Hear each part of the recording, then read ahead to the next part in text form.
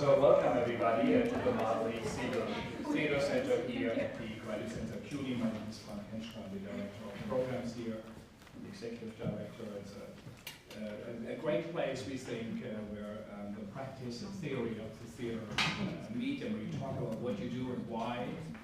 And I think that is important that next to the what, we also do focus on the why. And the center of our mission is bridging academia and professional theater, international American theater. And this project, the Japan Playwright Project, the Japanese Playwright Project, is very, very close to our heart. 10 years ago, we started it with 4 writers. Toshiki Okada was one of them. His first time he come out.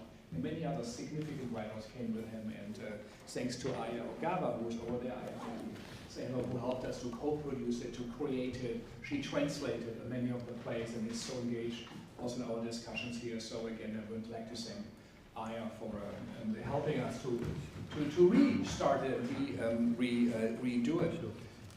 It has been a fantastic day one. Yesterday we had 3 brilliant readings. I think truly extraordinary New York artists. They work with the Japanese writers, and we have high expectations here at the Segal Center, but I think all the readings were a stunning example that exceeded that, and that's not easy to do. We really would sincerely like to thank the Japan Foundation, and it really has been made possible through them, through their trust in what we do. We have done many projects together, and I think it's also the reason they said, please do go ahead, even it wasn't 100% clear who the writers were. There were 2 boards of advisors, one in Japan, who selected out of, I think, 20 plays, so they suggested 20 plays. And then a New York board that said what would work in New York, how would a theme connect, and other variety of plays. So a lot of work went into that, and I really would like also to thank everybody who served on those committees. And the Japan Foundation did give out a little questionnaire, which we forgot to do yesterday. I apologize, so please do write something in it. And take a couple of minutes. I think it's also respectful. It really wouldn't happen without them. They could bring the writers in here. So the Japan Foundation has been instrumental, and there's Kenji Matsumoto. I'm glad I just said it when he came in. He's our great supporter and a significant leader of that foundation that worldwide really contributes, and I think is a model for artistic exchange like the French Cultural Service, the Goethe, and others, but it's very special, I think, what they do here. We also welcome the Japan Society, who is here, Yoko Shoya, who helped us, and many others. So we now come to day 2, the 2 last readings, and they're all here in your programs. So please do take your phone out. It should be on mute. We'll do the same. Is it all off? So it should not ring. And tonight, after the 7 o'clock reading, which would be, I think, an hour, we all will go to the archive bar, which is around the corner on 36. The address is in here, I think, number 14. East 36th Street. The Playwrights will be there. I hope our supporters. So it's always a fun event, and you can talk about life and theater and projects that have nothing to do with us, but lots of stuff has happened there, so please do join us. And I would now invite Sarah to speak a bit about the play. She directed it with the great Tony Torn, who is here with us. So Sarah. And Yudai, of course, we forgot. Here's the Yudai who's over there. Can you raise your arm? So he flew in from Japan to be with us just for a couple of days. It's his 2nd time. He came to our Penworld Voices reading 2 years ago, a brilliant play about visiting his grandmother in Peru. Fantastic work, what he did, and this is a follow-up. So we are really honored. He just got a very significant, the highest prize in Japan for his playwriting. So it's truly a great honor that he is here with us. So thank you. Hi, I'm Sarah. I won't say very much, but yeah, just really excited to be back here and share this work with you. I had the pleasure of directing a reading of Yudai's other play at the Penworld Voices Festival. So it's been really a thrill to come back to work by the same playwright, dealing with some of the same themes of what does it mean to be a citizen? What does it mean to have a nation? What does it mean to be displaced? Which is some of the stuff that we're dealing with here, hopefully in a humorous and delightful way. So enjoy the show.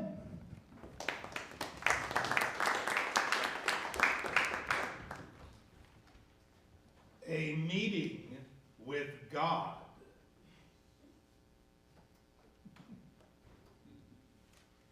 It is difficult to discern who is human. The humans keep changing their plans. They are late, and they keep arriving gradually, one after another. A long time passes since the first human has arrived. Finally, everyone is there. Until then, they wait.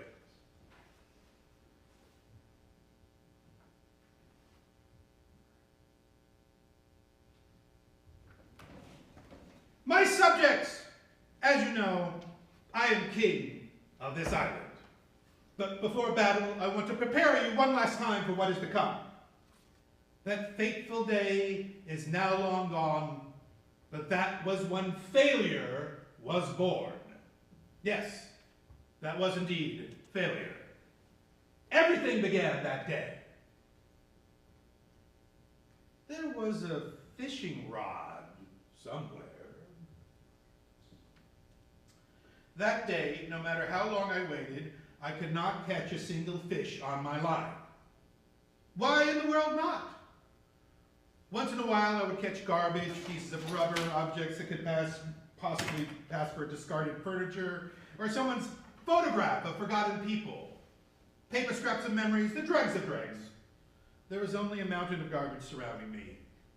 I fished garbage, and my arms traveled down the fishing pole. Under the gloomy sky, shrouded in clouds, as I waited for the hollow sun to pierce through the sky, slumber infected me from my fishing pole. And pursued by garbage, I fell asleep in the shallows. It was a very deep slumber. It was fatigue from having been sacrificed in the name of civilization. The carefree era, before we knew fatigue, had long passed. And I was overtaken by a fatigue that could not be resisted, a fatigue you couldn't possibly imagine. Consciousness quiets its breath, and an unnoticed calm draws close. It was a slumber in which any remaining bliss and tired joy slipped away. It's as if somebody flipped a switch, and everything went black, and I plunged into the abyss. It was impossible to resist. The waters were gentle and graceful, like a hawk at rest. And I was sucked into a giant whirlpool of time that was churning backwards.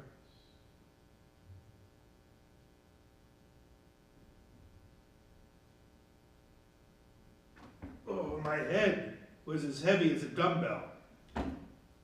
How long had I slept? It was a deep slumber. It was a slumber unshaken by ocean currents that could have torn my body apart. A slumber undisturbed, even as if my navel had somersaulted. Calculating 1,000 years as 1 hour, I had slept for 500 hours. No. It felt like an unfathomably long period of time.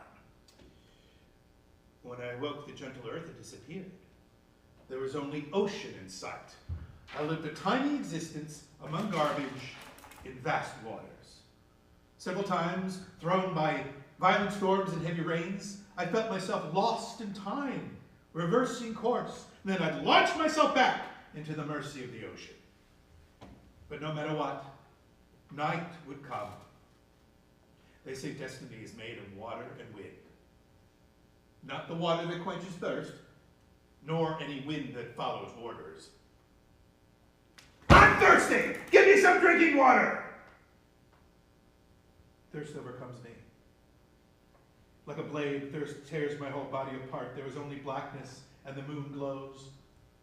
Isn't anyone there on this ocean? Anybody? I want someone to talk to. There was only the moonlight and the sound of the wind.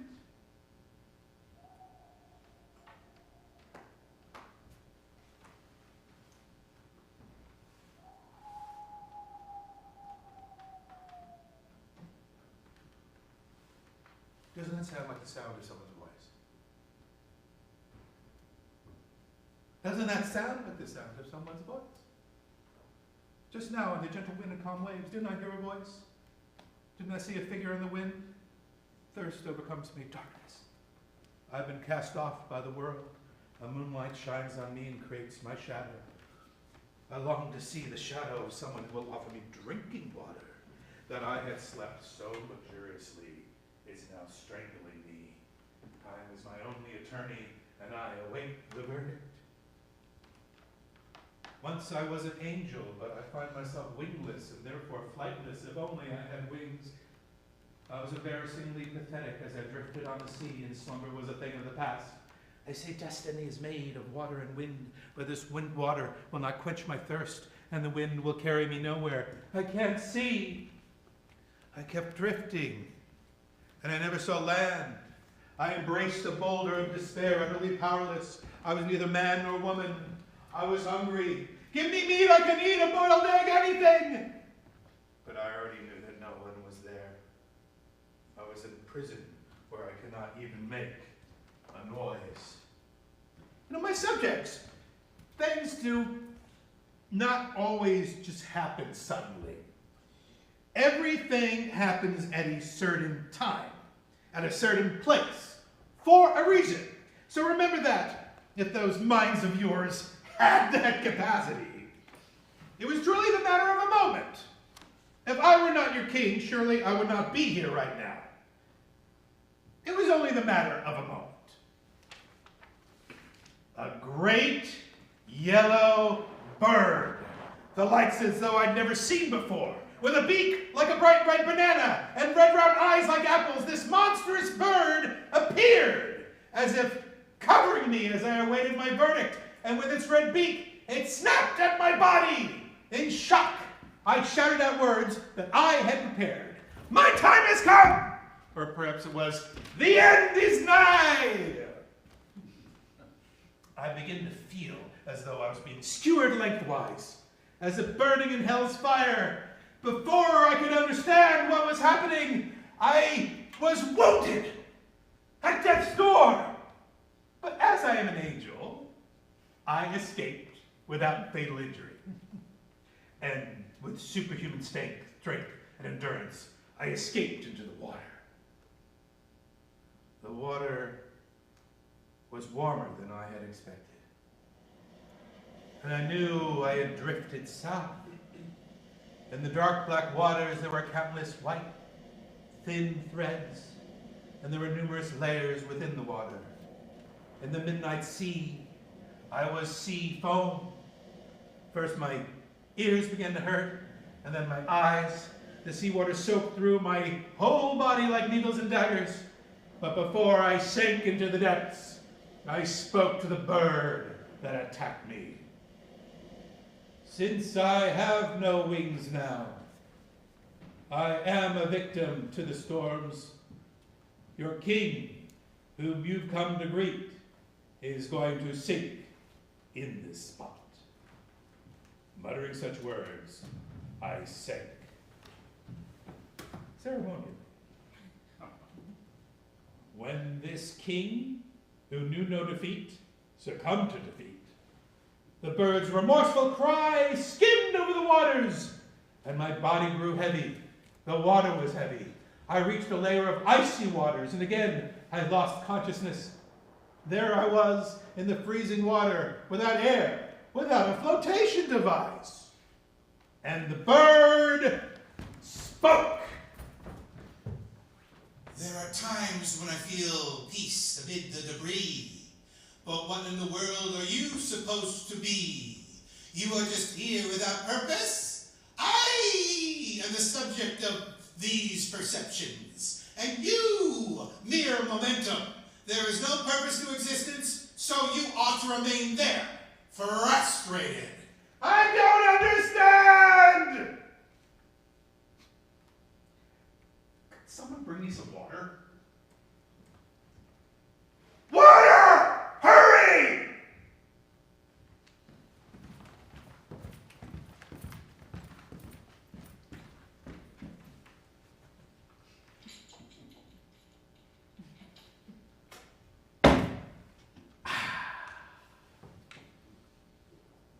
I am the chosen one.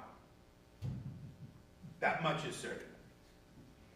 I am the earth itself, on which the sun shines. I know what rumors have spread among you wretches. It's as if I have 65 years.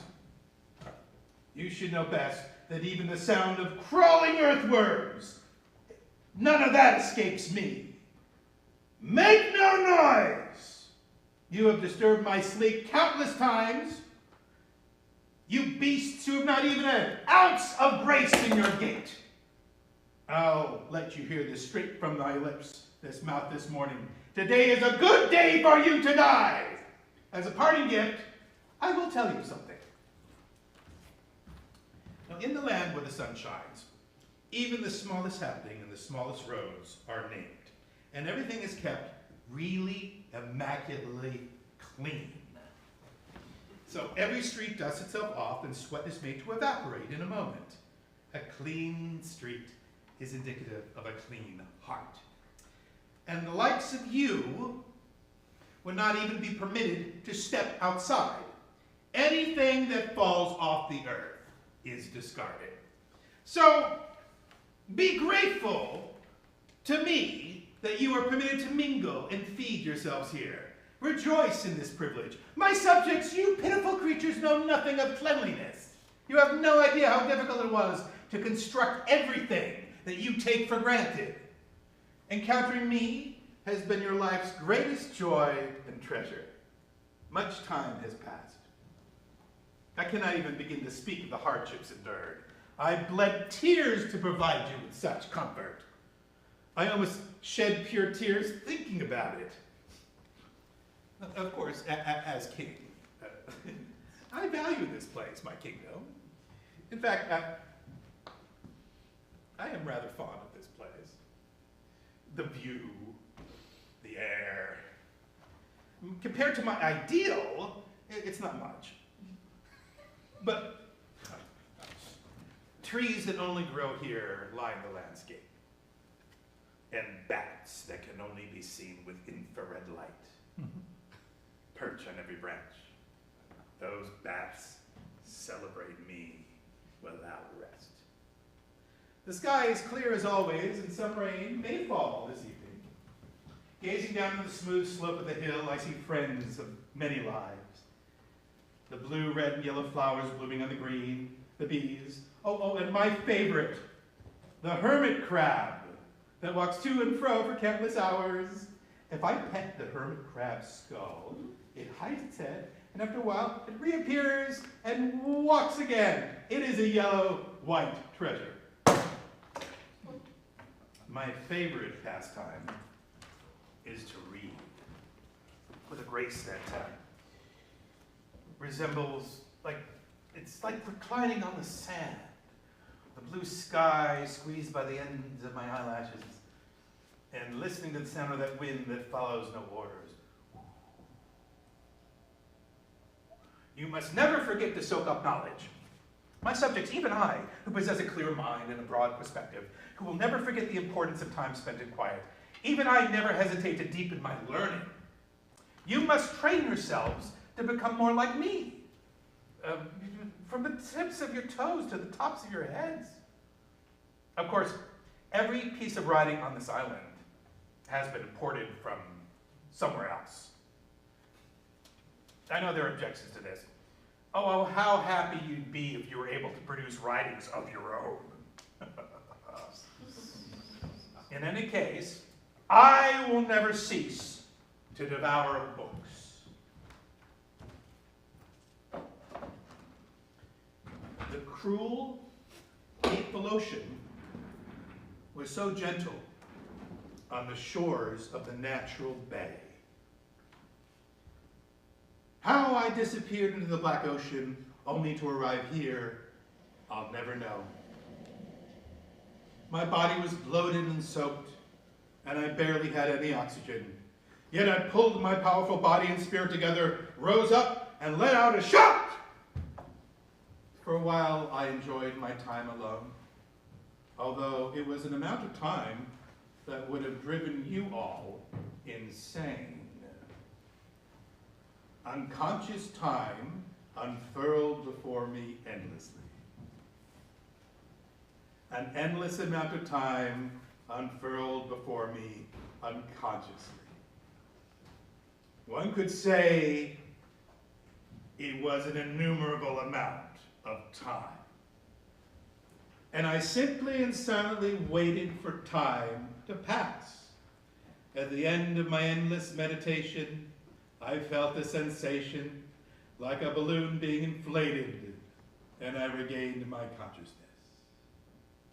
I had expanded to my utmost limit, and looking around with my terribly heavy body, the waves carried a new, never-before-seen landscape towards me, where the greens of trees were drawn like toothpick against the yellow-blue sky.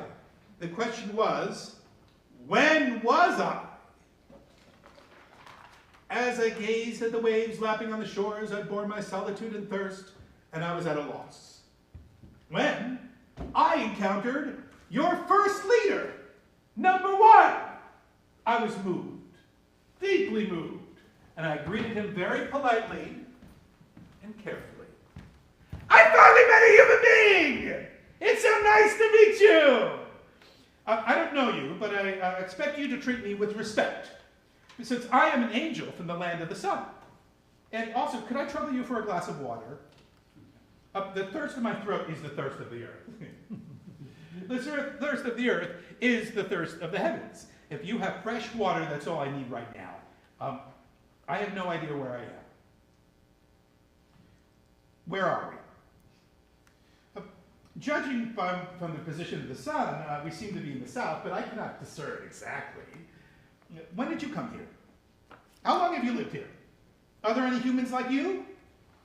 And also, I want you to bring me anything else that has nourishment besides water.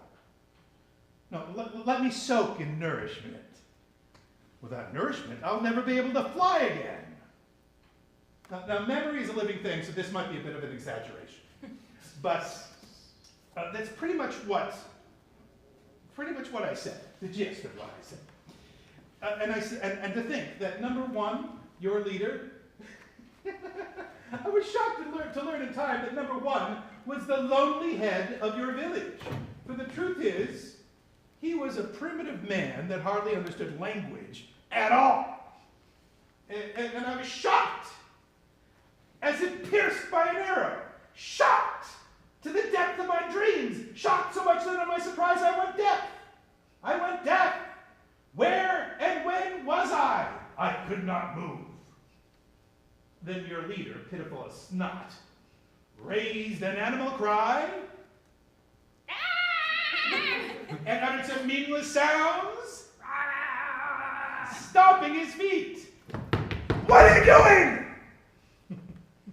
Then in the sky, that same yellow bird that attacked me in the dark seas appeared from the shadows of the clouds. And your leader, whose wretchedness I cannot speak of without weeping, that he carries with him in a suitcase wherever he goes, cried out again, as if imitating the bird's cry, and trembling, stripped himself naked at blinding speed, ran around till his feet were caught in the sand, and he fell, and he dug himself down in the sand to hide, but he could not conceal himself. You can do it, number one! Meanwhile, the bird, without so much as a greeting, tore at me with its beak and flew about freely. It flew from beach to rocky cliff, where it hopped from mossy boulder to mossy boulder, and then stomping on the grass, it escaped into the forest and spoke. If you envy my wings that allow me to fly freely, you must think again. You must reassess your values. Is it right truly for you to revere that which is not rooted to the earth? Then the bird let out an extremely self-satisfied cry, like a mad circus, and disappeared somewhere.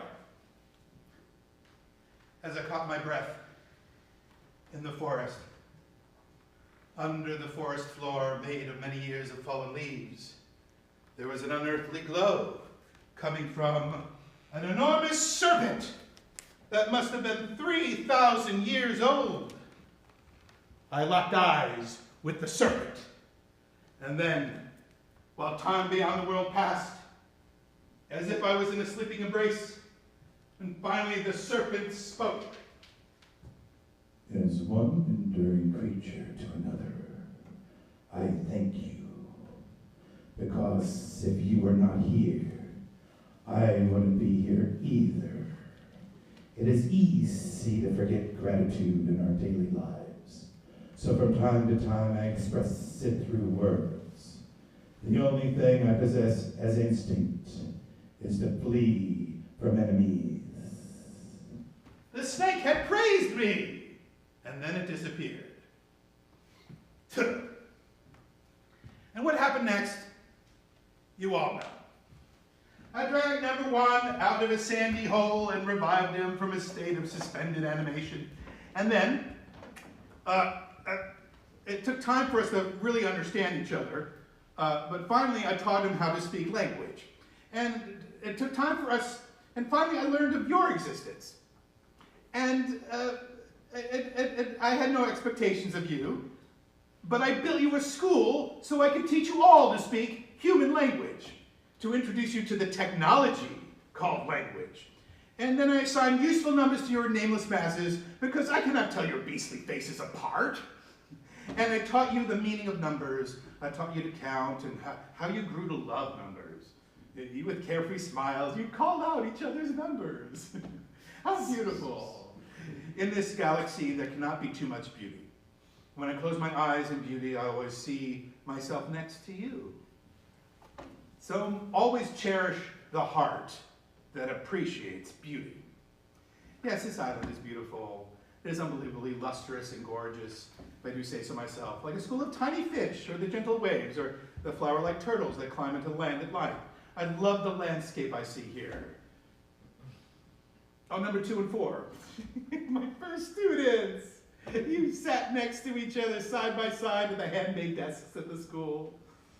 I instructed you sternly and patiently, though you never improved. I even had you build a hospital because you always injured yourselves out of carelessness. You were all so excited, and then you became bored. Number 8 and number 16. I caught you throwing away building materials. I howled and I forced you to work with murderous fervor, but it was all for you. I was building this hospital for you. You learned what it meant to sweat from labor for the first time. Never forget the sweat. And you experienced firsthand what medical treatment was. I challenged my life experiences head on by seizing a memory, wandering in the 4th dimension, and produced legitimate natural medicine, far surpassing anything that you might be thought possible by the amateur I was. By watching me, you made your own drugs, and you prescribed them, and you drooled from the excitement of this experience, like flying for the first time. And I couldn't hold back my tears when your addiction to drugs brought you down. And I, being an angel, I invoked a typhoon and beat you down with the whips of love and desire. I had to teach you simpletons from the beginning to know what pain is. And each time I beat you down, my heart was also pained. I cut down the forest and turned it into an athletic field for you to strengthen your bodies. I saw that you always gave up right away. I tied your ankles with ivy and threw you into the water. Soon you began to feed on competition. Many of you grew faster and used your newfound speed to steal each other's possessions. That's why I had to build you a prison. It was inevitable. The prison is something each of you should have rooted individually in your hearts. However, trees were felled and a prison was constructed. I oversaw it all. What did it demand of me? I accomplished more than what was thought possible every day. It was very, very, very taxing. And I was always thinking, How could I ingrain the smallest amount, even an ounce of what could be called knowledge, into your nightmarishly wretched minds? Number 32, do you remember? The first day, I had an idea. And I called upon you to create a secret field. It was a clear, sunny day like today, and I thought I'd chosen the perfect day, although there was a sudden rainstorm. Oh, cruel God!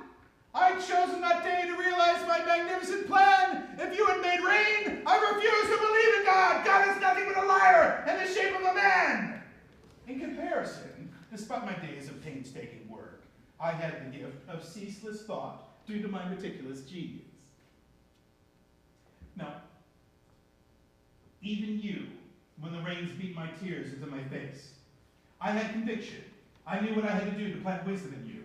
Yes, it was to change your diet. I would change your food and change your bodies. The field is the food. The field is the school for food. Number 32.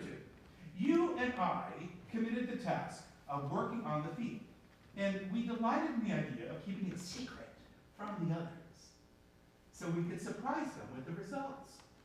However, number 32, you had no idea what a field was, and you pissed in it.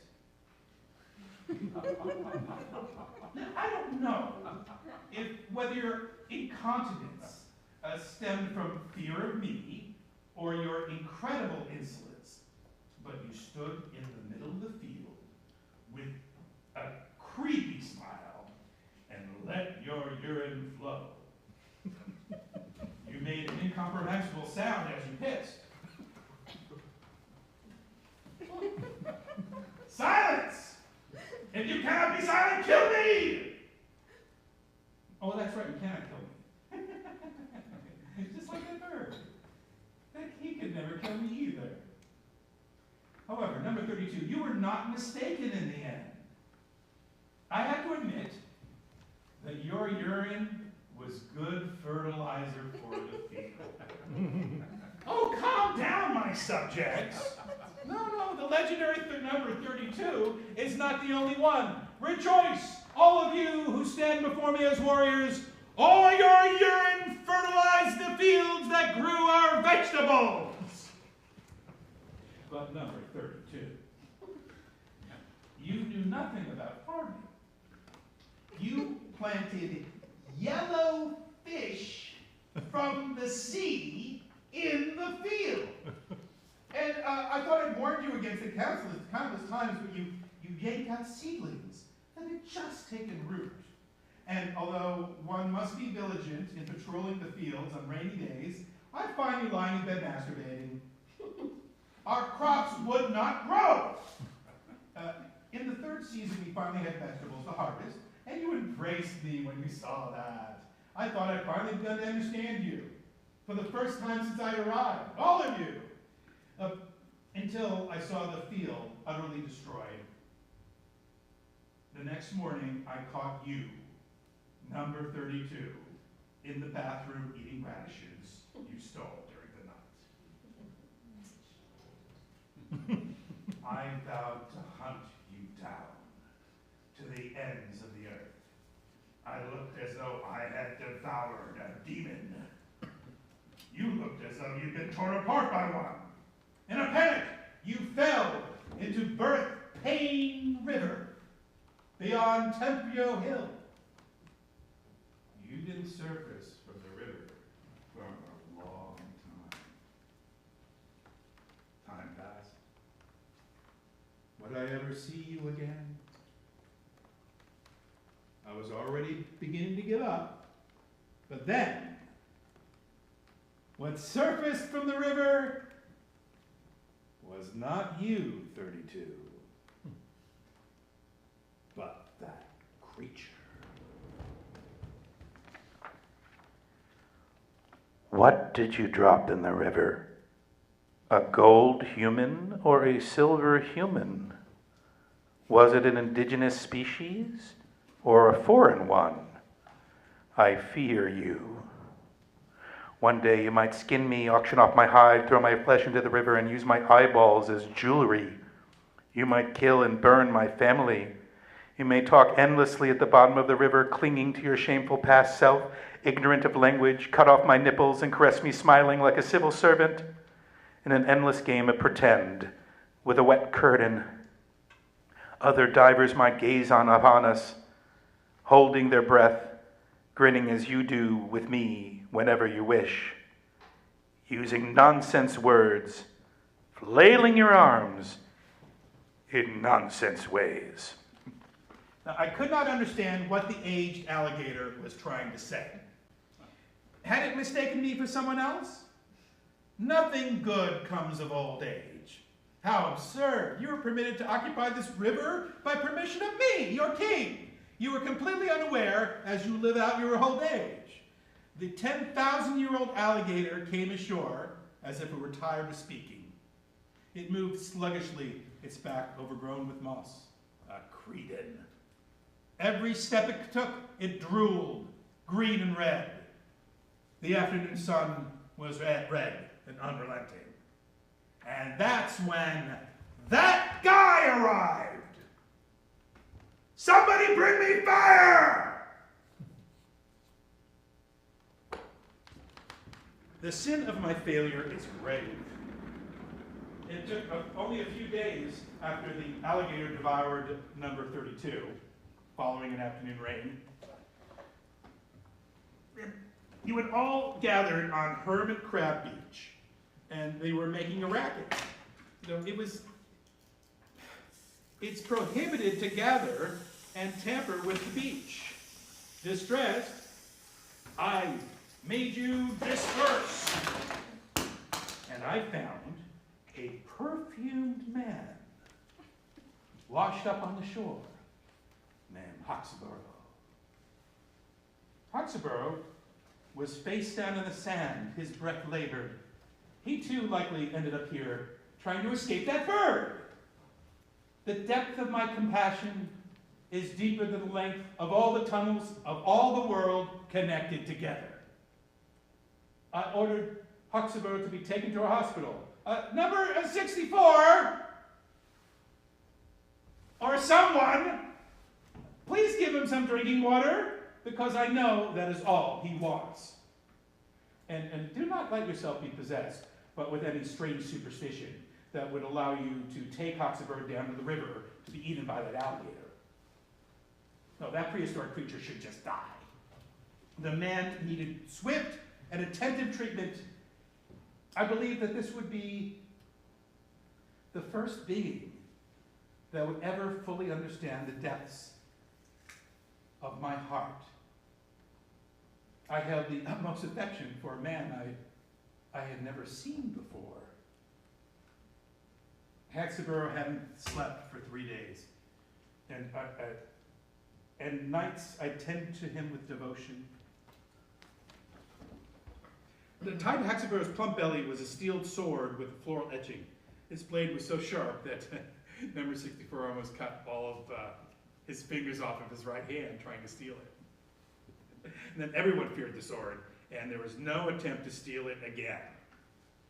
Days of sleepless care continued and resulted in nothing short of tragedy. And it was all due to my negligence. I, who hold all the power on this island, I can offer no excuses. I hereby make an apology to you, my subjects. For the first time, it is true that even I, your master, could not have prevented this tragedy. However, I proclaim that I regret what happened. Upon my honor as an angel, it was a sad mistake.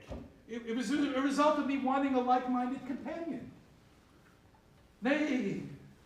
It was the result of Hawksbury's sad tears.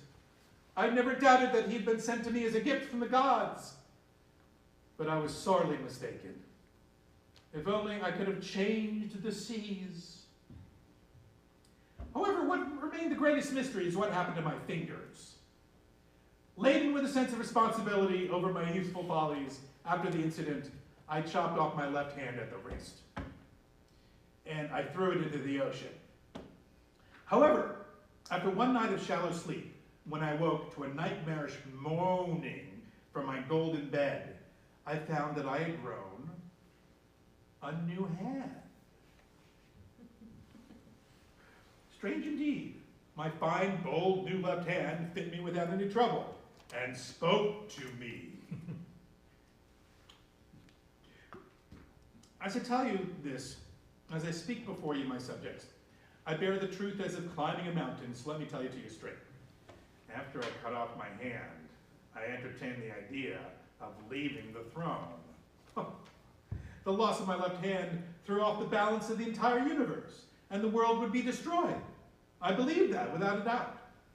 And yet, it had grown back. This body of mine and this new left hand was telling me not to give up my throne. I carried the weighty responsibility of the whole world in one hand.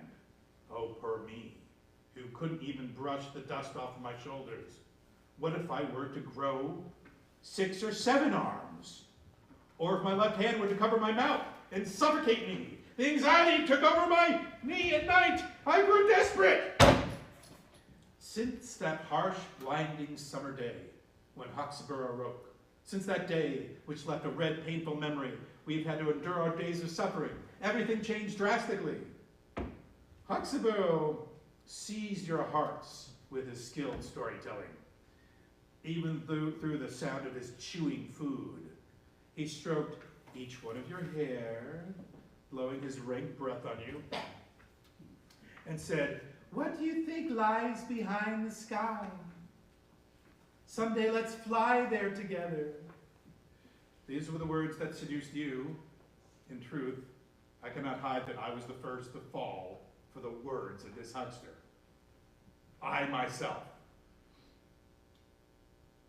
I doubt anybody can understand the sorrow of an angel that has lost his wings.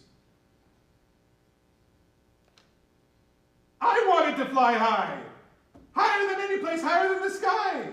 Hawksbury he possessed a magnetism that nobody else had. That is why, as I trembled, I spoke tearfully about how wonderful Hawksbury was and how wonderful it is to fly.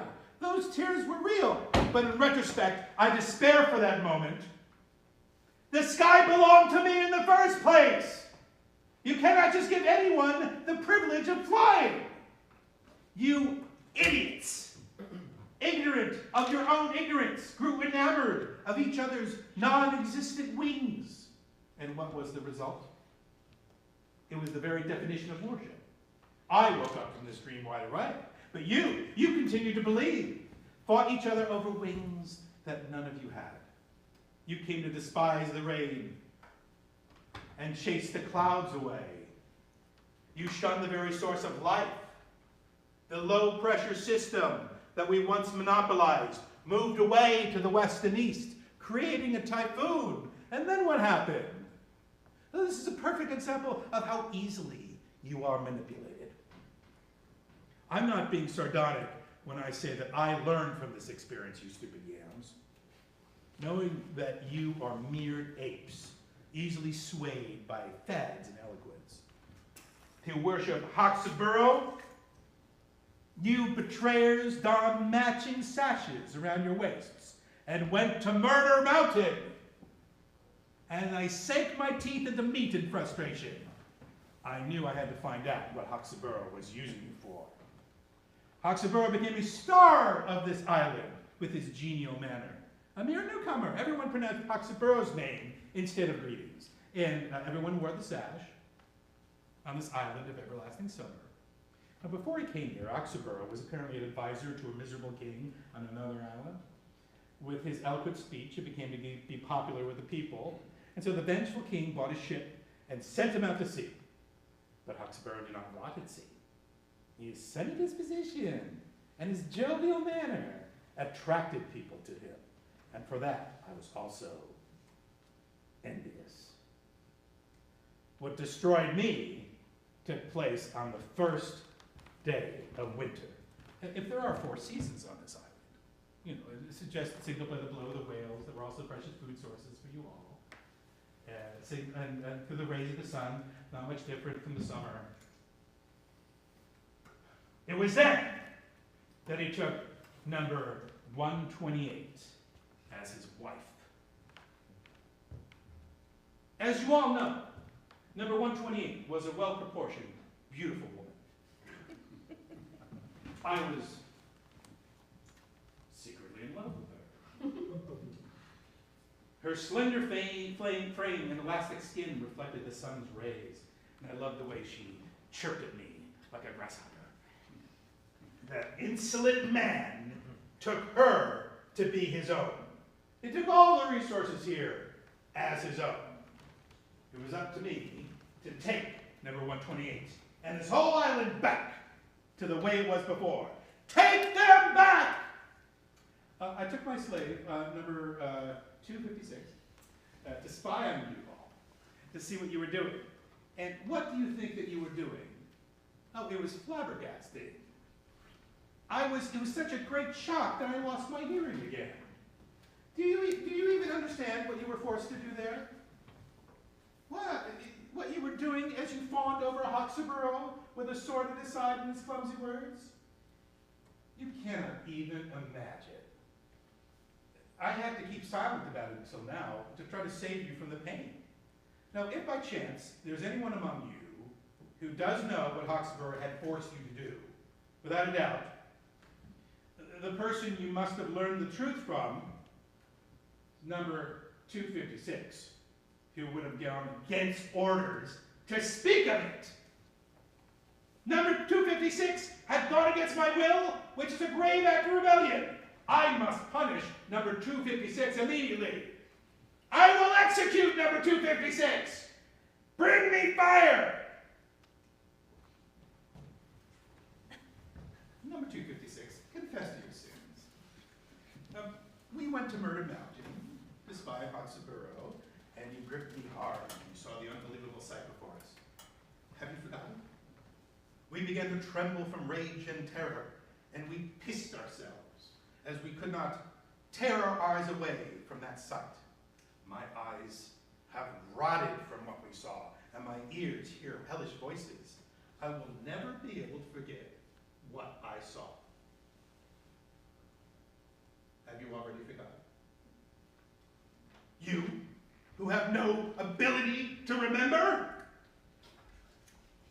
High above us, in the translucent blue sky, that yellow bird, whose hobby it was to attack me, flew about with its piercing cry. That bird was deriding me with that cry. It had come with warning to come and tear me apart again. I cannot forget it. I screamed in anger. You bird, looking down at me from above, you're the one who's stupid. 10 years had passed since Hawkesbury arrived. You primitive natives encircled Hawkesbury, and against the sugarcane field of the foot of Murder Mountain, you pressed your bodies together to practice some tribal dance.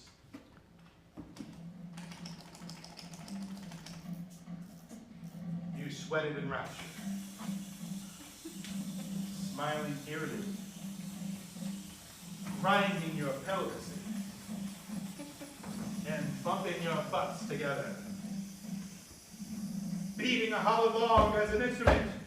You made nonsense music, and Hawkesbury and number 128 danced in white, held hands and danced, cruel drawn in by the cursed rhythm and chants. Even number 256 let out a high-pitched cry. What are you doing? Number 256, how pathetic it is that even you join in. How dare all of you convene behind my back as I watch number 256 shake his hips. The landscape paled in my eyes. amidst the sugarcane leaves, Hawksboro stopped the music and dancing and said that he wanted to talk. Okay, well, at once I felt relieved and regretful. And I asked him what he wanted to discuss. Hawksboro said, I want everyone to gather together and dance. And I wish your king would join us. That's impossible! What for? I said. The sugarcane here grows quickly and is rich in sugar. Let's harvest it together, he said. And do what with it? I asked. We can bring our harvest together and export it and establish trade with the neighboring countries, he said. And what does it have to do with the dance? I asked.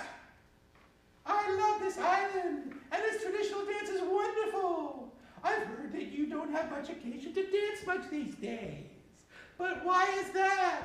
Let's dance once more, together in a circle. We can begin trade, and people from different places come to this island. We can show them this valuable dance, he said. Stop leading my subjects. We haven't begun to create tradition. Don't interfere with things that will naturally grow outdated and go extinct. Don't get attached to old values. They will die out on their own. I am implementing a new value system. So I decided to kill him.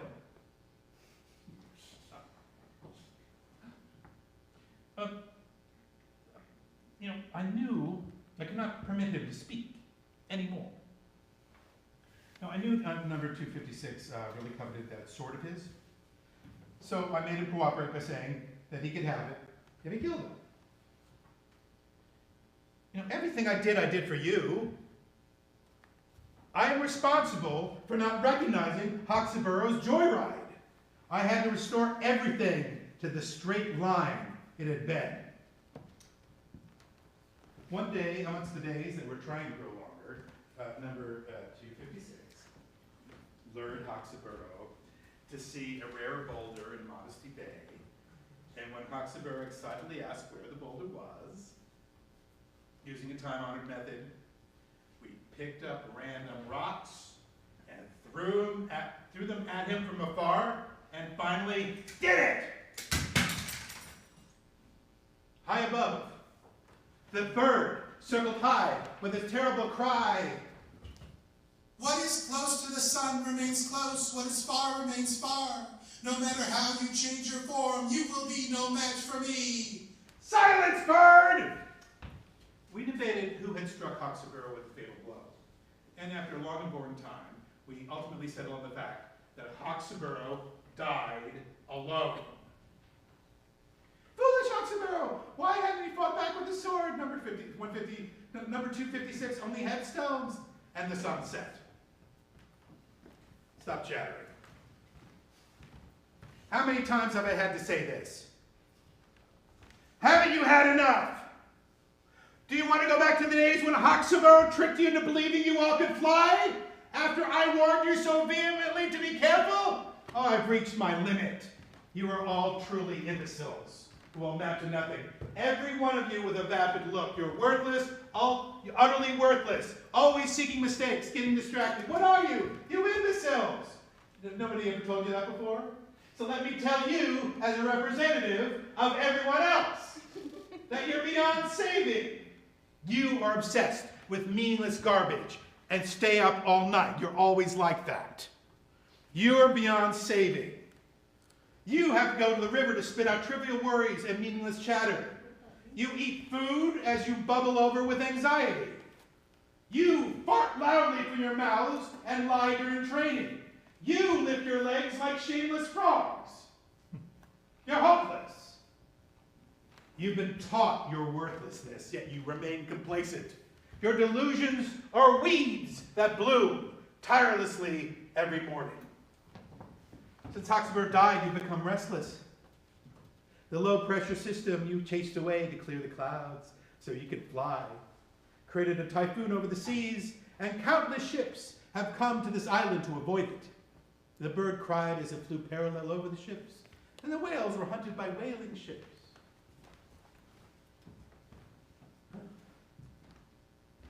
I think I can hear that eerie Birds cry now. What a beastly bird. No, wait. No, wait, that's a different sound. No, it's a sound I detest.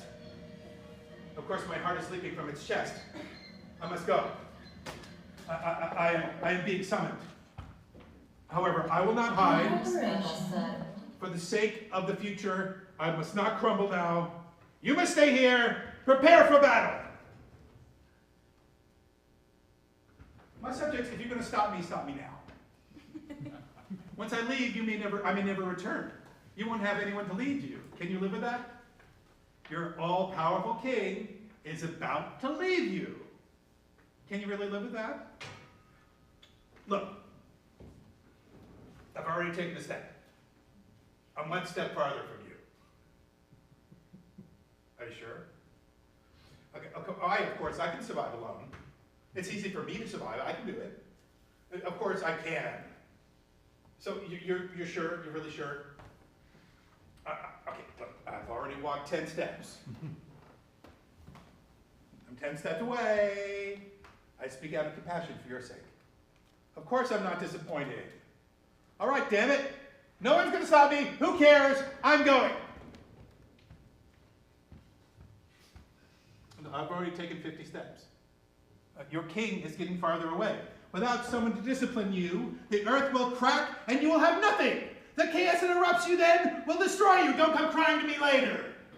I'll be looking down on you from high above you, watching you strangled by chaos. You wretches. I'm really going. So you won't have any regrets? Regret always comes too late. Of course, I don't care. I'm actually joyful at leaving this place. So it's really all right then? Okay, all right. You're not going to miss me, even when I'm gone. I've taken 100 steps. It's really painful. It's really painful to feel left behind. Okay, damn it. You sure? All right, then I'm going. I'll be right back.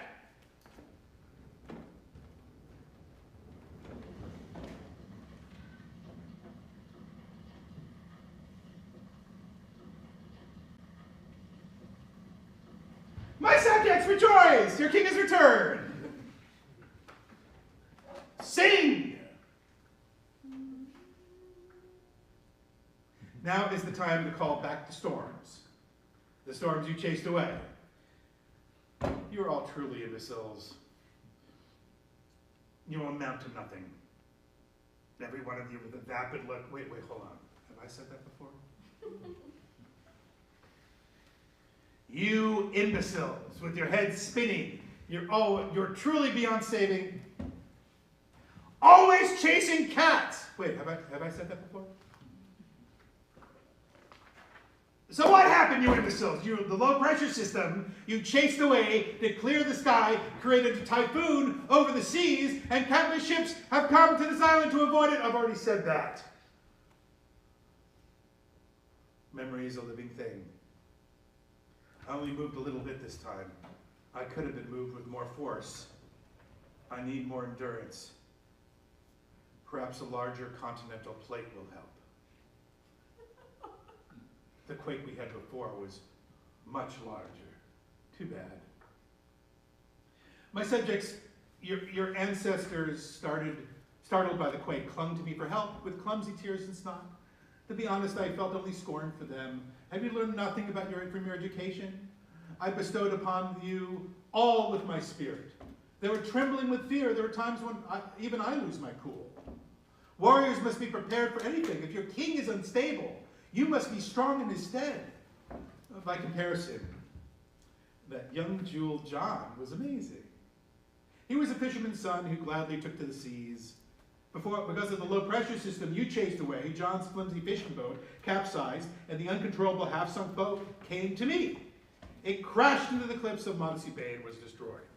John escaped ashore with his life, and for a while he escaped from number 512, who hurled rocks at him out of curiosity and lived on a diet of grass. At night, John stole whale meat number 512 had stored, and number 512 angered, collected many rocks, and chased John around while John cried out for peace, and this ridiculous squabbling continued. nourished by the protein and iron in the whale meat. John traversed the island freely and crossed Birth-Pain River by walking on the back of the barely living 10,100-year-old alligator. Seeing this, number 512 was enraged, but he did not follow suit. Poor number 512, kneeling by the dying alligator. He held its head, trying to ignore its voice, though he thought he was pledging allegiance to the alligator. The gator did not say anything at this time.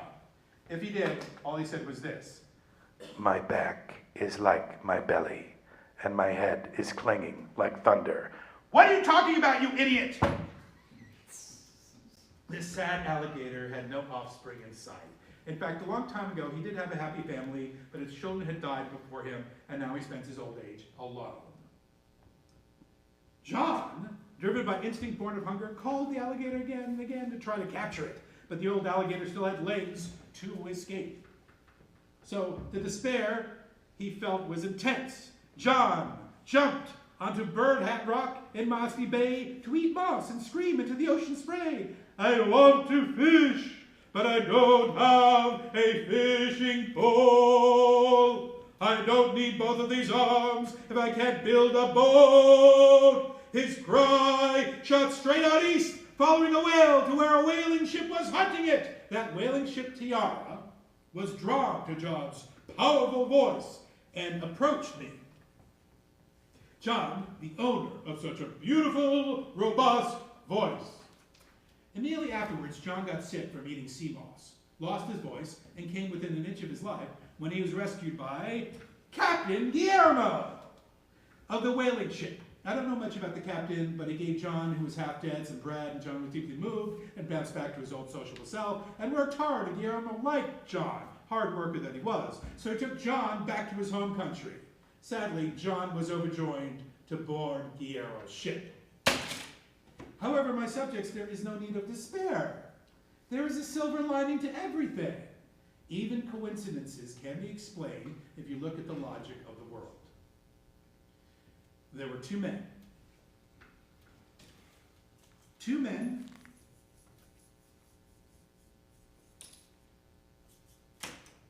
who were disgusted with Guillermo's operations on his ship.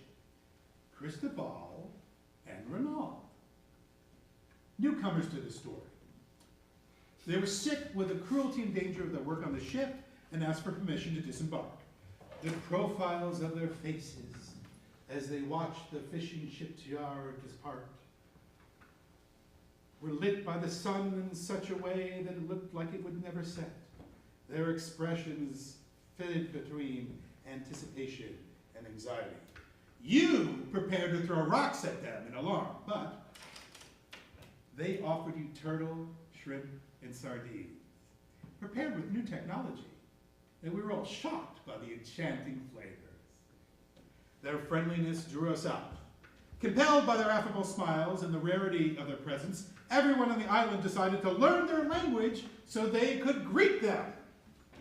In this wide universe, in which innumerable stars live and die over spans of time, these two were extremely knowledgeable. They had left their homes behind and were traveling the world, at times riding whaling ships and living as they liked. The Cristobal was the son of Domenico. Domenico was the son of Bartholomew. Bartholomew was the son of Bartholomew. Bartholomew was the son of Diego. Diego, it was said, could move the stars and change the seasons as he wished. Renaud was from the continent, but his mother was from one of our islands. And he spoke passionately of wanting to explore his roots, to see the land where he came from. While Cristobal, if he had something on his mind, finished off the moonshine he bootlegged from the whaling ship. We all thought that was a bit odd. Cristobal and Renaud talked to us about the area around our ocean. When we rode out to sea in a small hybrid boat, bobbing with white waves against the sunset, so gorgeous that it made you want to stab someone. A million sun rays shone on our backs. I learned all about myself. We are positioned one day away from the continent when traveling at 20 knots an hour, 2 islands to the north, and 3 islands to the west complete this archipelago. And this island at the center is the only one with fresh water. There have been many animals and plant life that understood human language, but now most of them were nearly extinct. Number 1024 tried to make trees and animals nearly talk to him, but he lost his patience when they didn't respond. And so he jumped into the night sea and swam so vigorously that he hit his pinky on the ocean floor and sustained an injury. Cristobal Renaud taught us an innumerable variety of things. After we collected all the information we thought we needed from them, we first smoked Renaud to preserve him. Oh.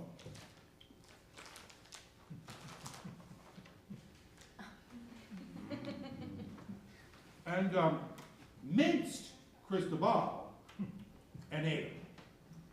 We prepared what remained the way that you prepare whale meat, by boiling the flesh in order to draw out the fat.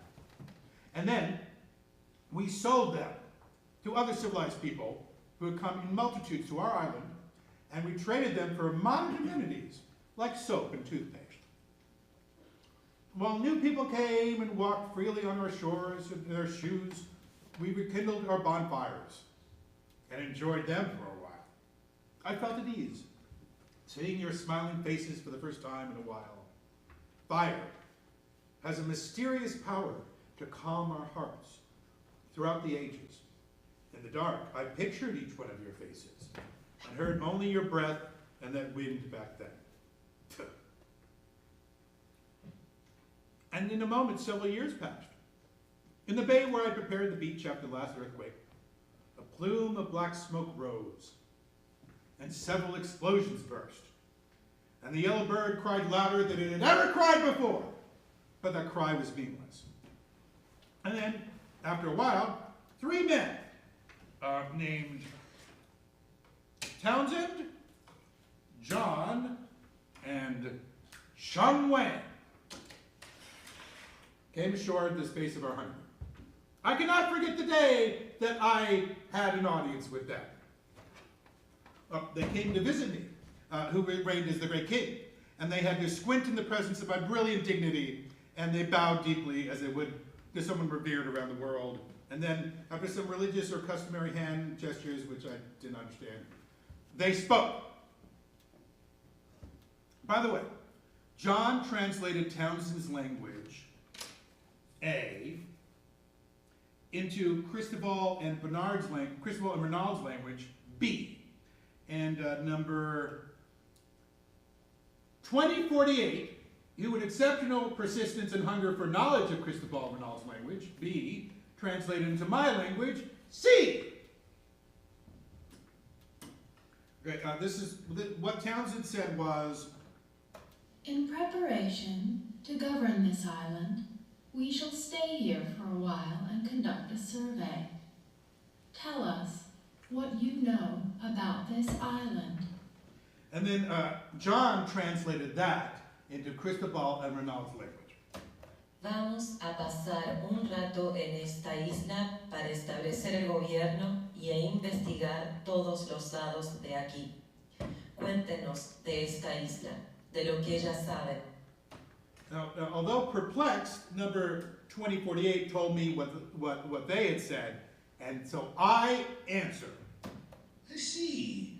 It must have been difficult to travel across the seas just to see me in the flesh. Do you have a place to sleep? If you like, my people will prepare such a place at incredible speed so you may enjoy your stay here comfortably for a while. However, though I'm sure you already are aware, you must not deceive or otherwise behave strangely to vex me, the king. Don't think you can fool my angel eyes. I give this warning from my compassionate heart, so make sure you receive it with gratitude. Number 2048 cannot translate this. He does his best, gesturing wildly. John nods silently. Townsend seems satisfied with the kind reception that would have made a shrimp applaud. And continues. How long have you been living in this island for? John translates that into Cristobal Renaud's language. ¿Cuánto tiempo han vivido aquí? Number 2848 speaks to me on the verge of tears. I answer. Of course, I have the final say. but I will give you a satisfying feast to keep your bellies here and the rain away. Unfortunately, we have no one here who could be called chefs. We used to have excellent chefs, but no longer. Instead, we could share with you some fine smoked meat.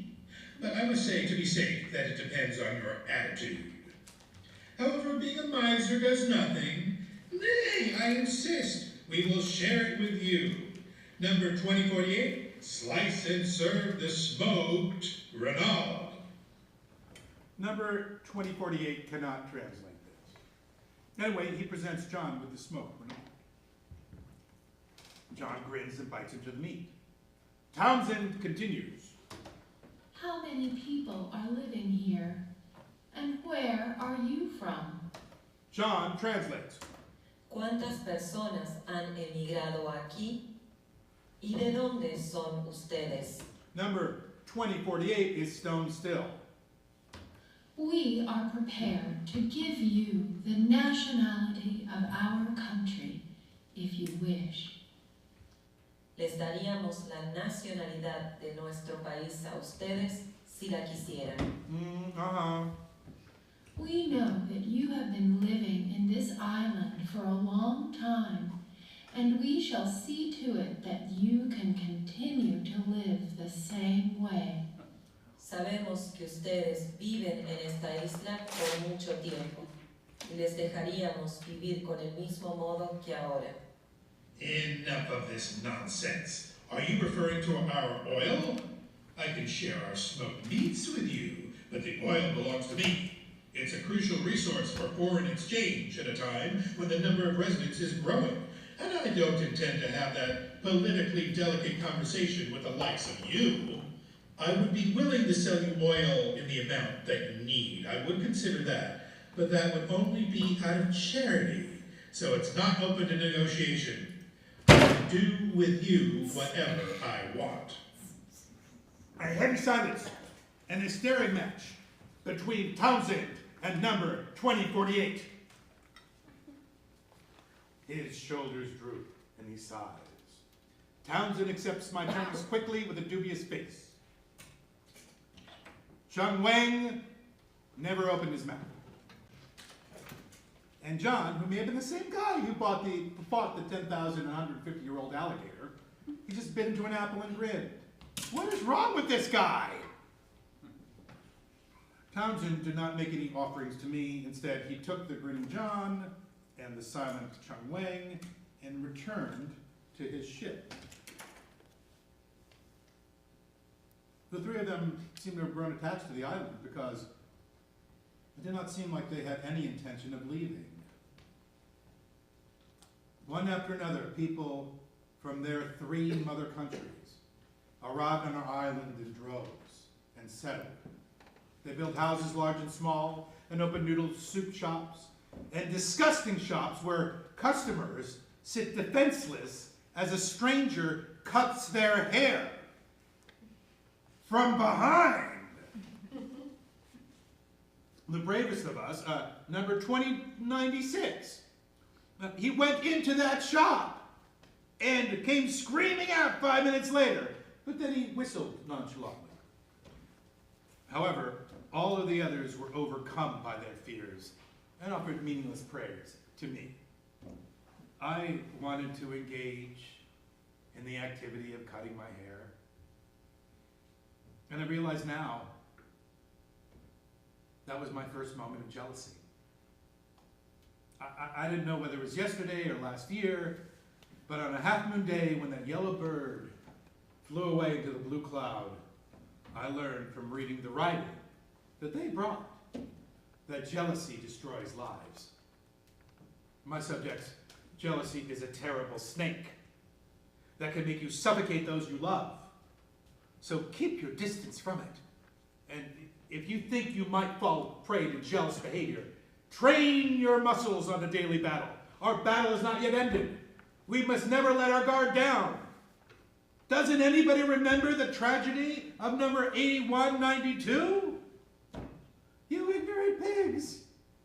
How can you live without knowing?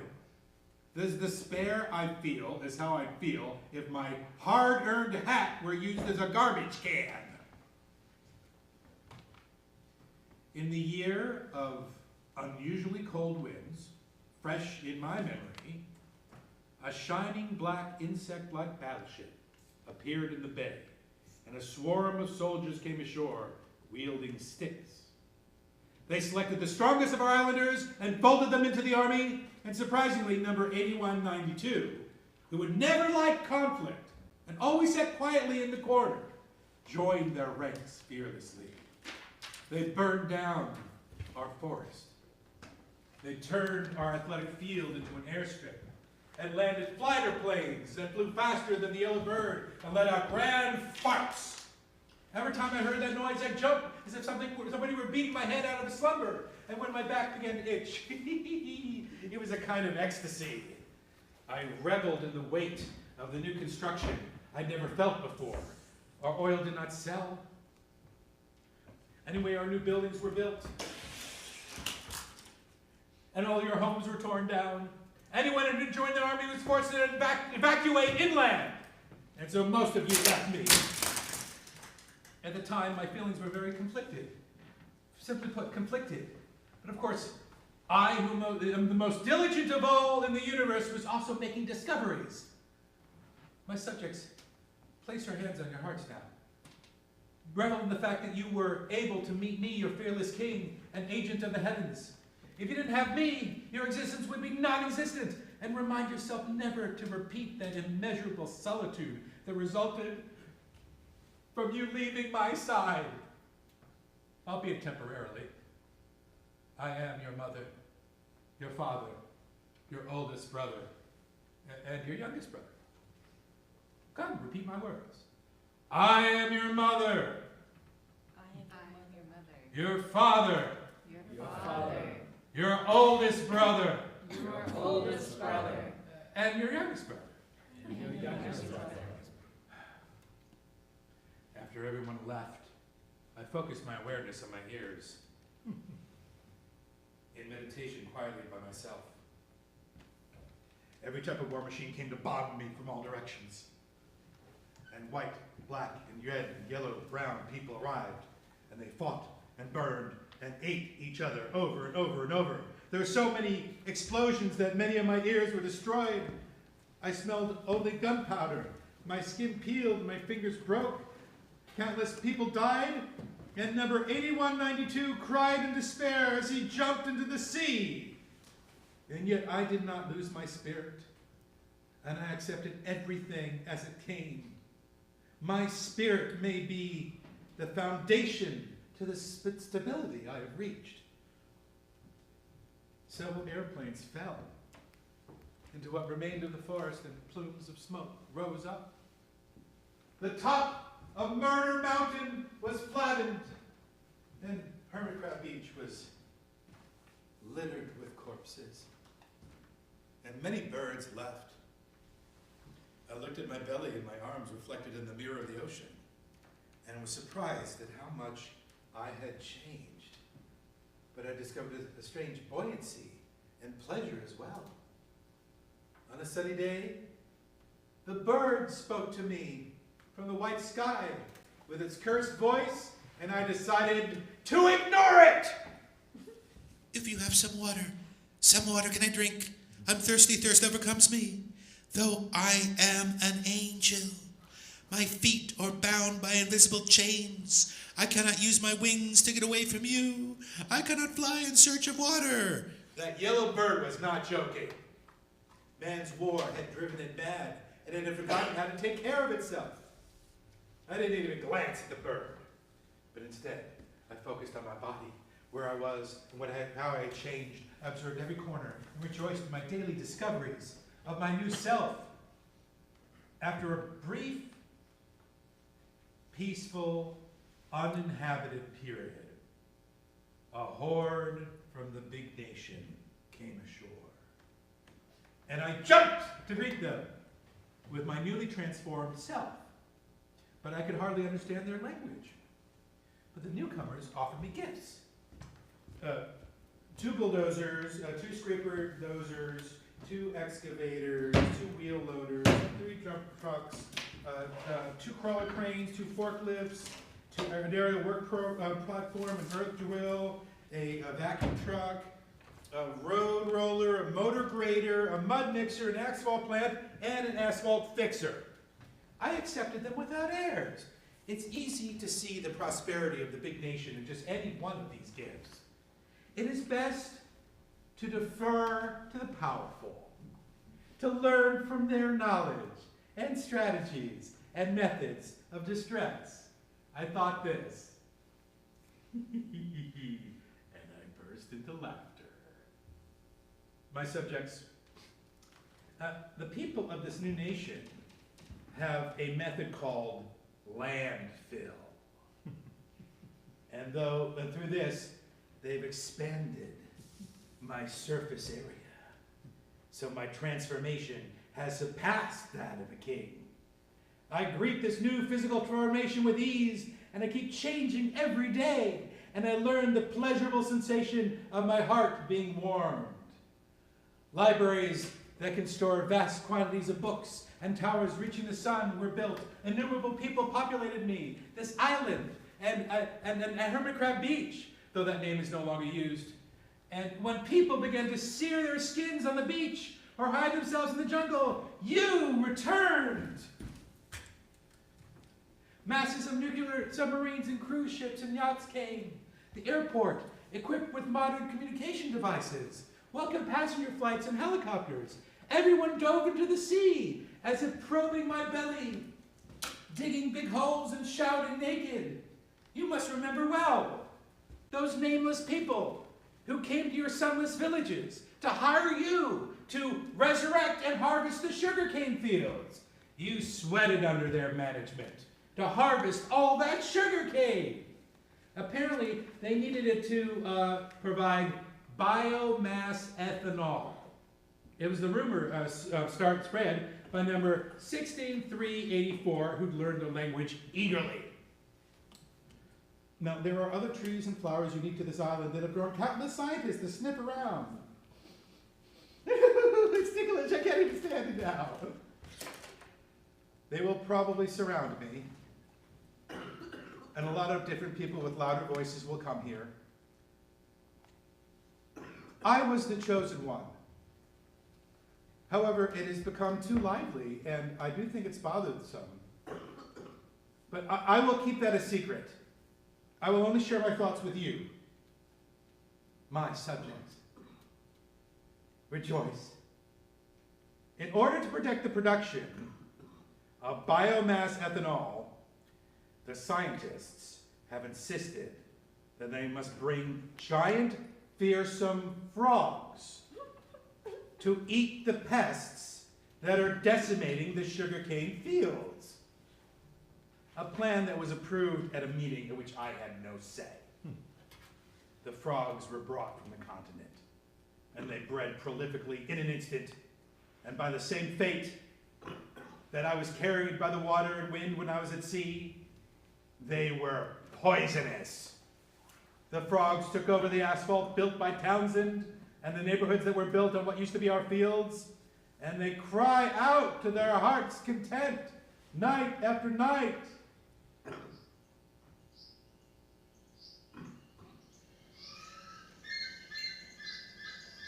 Stop talking nonsense! My subjects, how many days have gone by? I cannot trust my memory. But as your all-powerful king, I want to show you the way into the future. If you can, do this. Kill the poisonous frogs. They exert no effort. They live however they want. They sleep and shit as they like. My tolerance is as deep as the sea, but these creatures I cannot accept. Soldiers, are you ready? You must destroy every single one of them. Raise your voices, get off your butts, and take a stance. You ate vegetables and prepared your digestive systems for this very moment. All the taxes you paid were invented for this purpose. I do not want them to leave a mark on my history. They have not given an ounce of sweat They drink, eat, and breathe all the oxygen they want. Shut the doors. I want some of you who survive on the allowance of your children sent home from the continent. There are others who, against their will, dig in the park, dig in the dirt, dig part of me, wasting an entire day looking for a potato. And yet others went naively out on the continent without even knowing how to buy a ticket and committed suicide out of homesickness. Our native language has changed, and I know you have suffered. That aged alligator has not been seen since. Nobody remains to speak my language. No one to voice complaints. My subjects, you, might disappear soon. That bird that attacked me relentlessly, ate a poisoned frog and died. I did not know that that bird which ruled the sky boldly with its terrible wings held profound meaning for each and every one of you. That bird danced in the blue sky, protected this island.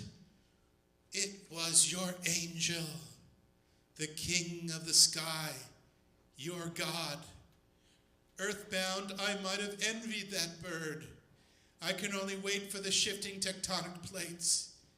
Let us at least avenge that bird, my eternal rival. My subjects, you are as good as gone. Many people will likely demand what is mine, but I will only continue to transform into myself. But for what? Did I ever have the desire to change? You do not know how to proceed, but don't worry.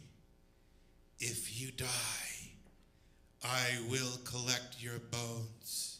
To be exact, I will absorb you into myself. So kill. Kill them all. They will keep coming back no matter how many you kill. So kill as many as you can before you die. My valiant soldiers, be brave and go forth.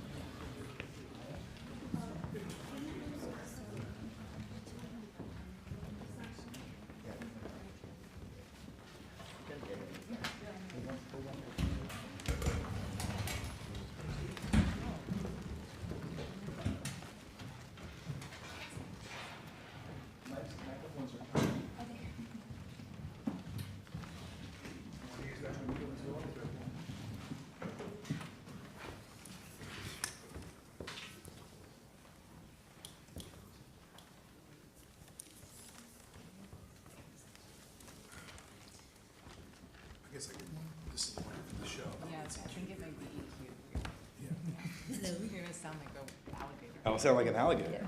Hello, thank you so much. Well, first of all, thank you so much for your wonderful performance. Again, it's spectacular. And thank you all for being here. Thank you for staying. And I would like to start asking you a question, Yudai. And my first question is, how do you feel watching your play in English, and how is that experience for you different from, you know, seeing your play in another language? Yeah. Okay. Hello. I'm Yudai Kamisato. First of all, I want to thank Tony and Sarah for your great job, and Frank and all the staff for the Segal Center to invite me. I'm very honored to be here and to talk with your audience. And then I speak in Japanese.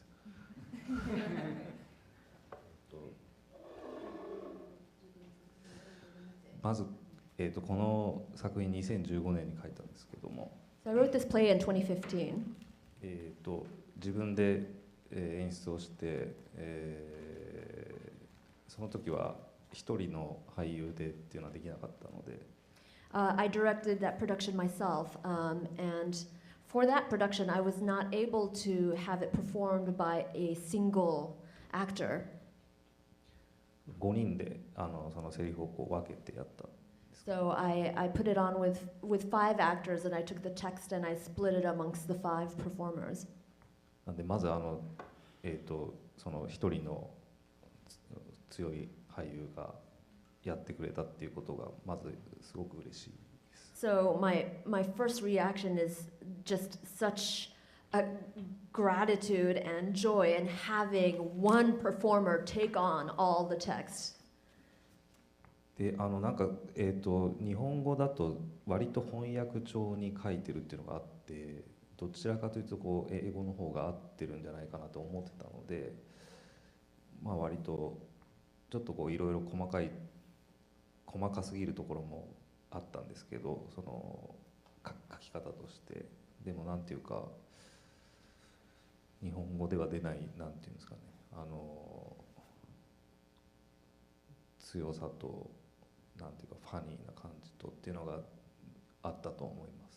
And I actually think that this particular piece is really well suited for translation, meaning there are some things I think that play better in English, like the humor of it and the power of it that doesn't come through in the same way in the Japanese, actually. 日本語だとちょっと古臭い感じでにもやりようによってはこうすごく古いプレイにもなるんですけど、まあちょっと英語でどう感じられるかわかんないですけど、まあそんな感じで。I mean, I'm not sure how it lands in the English, but in the Japanese, there's a sense of it feeling a little bit like old, like not dated, but it feels a little bit like, yeah, like a little bit distant. Like formal? In a sense? Yeah, formal, yes. Thank you so much for your answer. Tony, I wanted to ask you how you have engaged with a character that has so many dimensions that it's hard to understand if it's a person or if it's the island itself talking or if it's a character that lives across centuries and, you know, has so many dimensions. And how has it been for you, the process of engaging with all those different layers? And Well, you know, there's a line where I say, I will tell you the truth like climbing a mountain. And, you know, engaging with the text like this is like climbing a mountain. And, you know, Sarah and I met at the base camp and going like, holy, this is a big mountain to climb. So it's really the sort of thing where you can only really tackle such a huge thing step by step. So we just went through it moment by moment and tried to construct it out of the details, you know. And the one fortunate thing I think I have as an actor is I don't have an imagination that says, wait a second, I'm a dictator and I'm also an island? That makes no sense to me. Really, I mean, everything makes sense to me. I don't have... So the one thing I think I do have was that I never said, well, this is absurd. This makes no sense. I just try to commit to everything purely as it happened.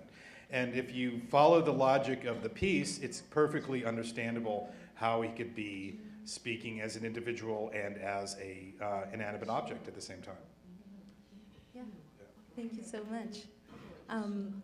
So Sarah Hughes, the director of the reading, thank you so much for your work.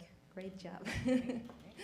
And I was going to ask you something similar, considering the richness of the metaphors and the historical references that come in so many directions in the play, and also because it comes from a different culture, how have you engage with all those metaphors, but as well with the cultural translation, perhaps?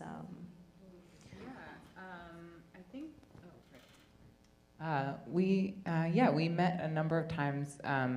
And like Tony said, it was about trying to pay attention to the details and kind of score out this mountain of text into little ways that we could ground it and kind of help the audience find their footing. And I think that sometimes the metaphors serve that, and then sometimes we would try to find something more literal or tangible so that a metaphor could actually be heard, that you could hear how poetic and beautiful a description of the landscape was, but you can only do that when you have something to kind of look at in that moment. That was kind of where we came to really trying to engage directly with different audience members and also with the stupid little toys, because it just gives you some little shape to hold on to for a moment, so the descriptions can kind of flow out of that. And then I also asked Aya and Yudai a lot of questions about which metaphors might be calling up a more familiar Japanese idiom that I might not know, and which ones were just a sort of beautiful and strange and lovely description. So they were very helpful with that too. Thank you so much.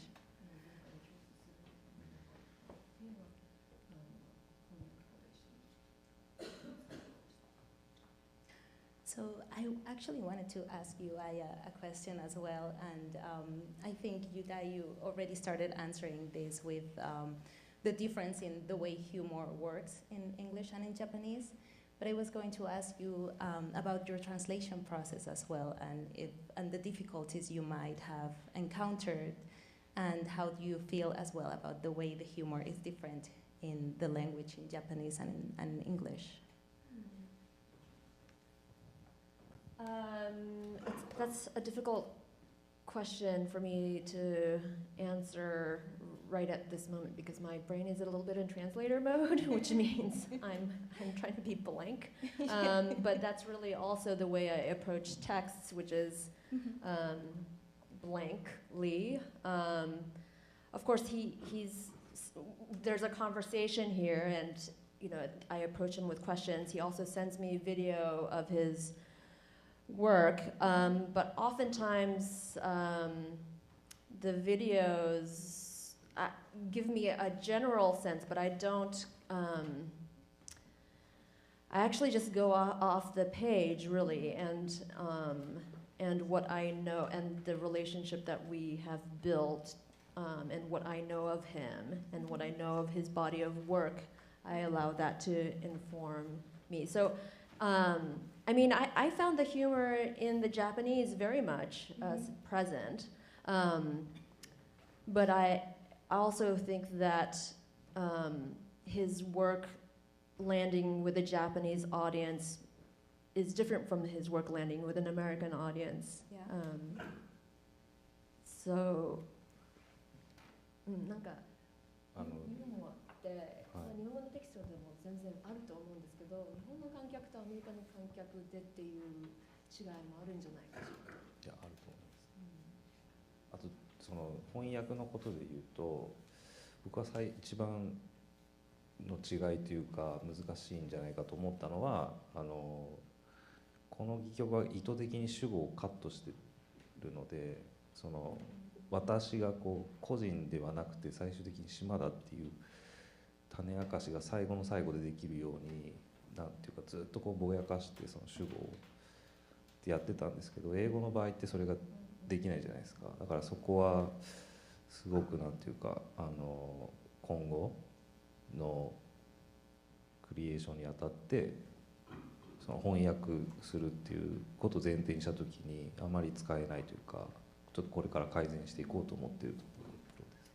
So yes, I also think that there's a difference between the audiences in Japan and the US, but for this particular piece, I feel like one of the difficult things in terms of translation was that I wrote this in Japanese deliberately without using pronouns, so that it's deliberately unclear who the speaker is until the very end. So using that its aspect of Japanese where you don't have to specify who the speaker is or the pronoun, that kind of opens up to interpretation. Well, is it a human? Is it a dictator? Is it an island?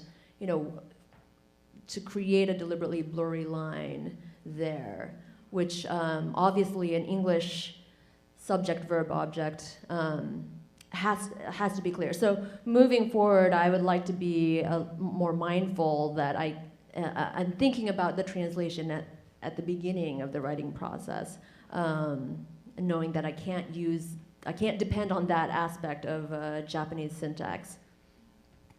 Thank you. Yeah. Of course, it creates an interesting texture even in the translation, because even using those subjects as you did in the translation, an ambiguity does come across. So it's an interesting thing, right?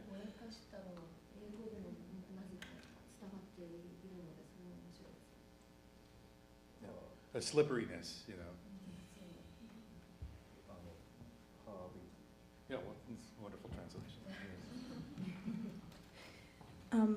And Johnny, I wanted to ask you, as you were building your character and your dictator, who self-identifies as an angel and then as a king, and it's an impossible combination of narcissistic and emotional and tyrannical and abusive, and I was wondering if there Yeah, I know nobody like that right now. There's nobody in our public life who's anywhere similar to that. There's no incredibly narcissistic person who's powerful and delusional that we're all aware of. I can't even begin to think who you might be referring to. Sorry, yeah, I was going to ask if there were some inspiration anywhere in reality, or if you had any reference. Well, because of my personal feelings about the person in question, I couldn't base my characterization on him, because then I wouldn't be able to invest in personal identification. But it's great, actually. It may be a problem for the world at large, but it's fantastic and fascinating to have, and it's not just the person who you might be thinking I'm referring to. I mean, we're right now, worldwide, we're seeing a great renaissance of the autocrat. So there are many, many examples of this sort of megalomaniacal person in constant fugue state actually running countries. So I had an embarrassment of riches to reach into. Absolutely. Well, you did a great job, and it was... The only thing to really identify yourself positively with these people is you just think of them as children. You think of them as wayward, spoiled, awful children. And that kind of was a nice thing. Sarah brought in these toys, and that really helped me, because I was able to project these horrible things onto the idea of just like a little boy stuck in a room who might be in really, really difficult circumstances, who is working out their problems from destroying and killing toys. So that playfulness was a real helpful key to the stuff we worked on together.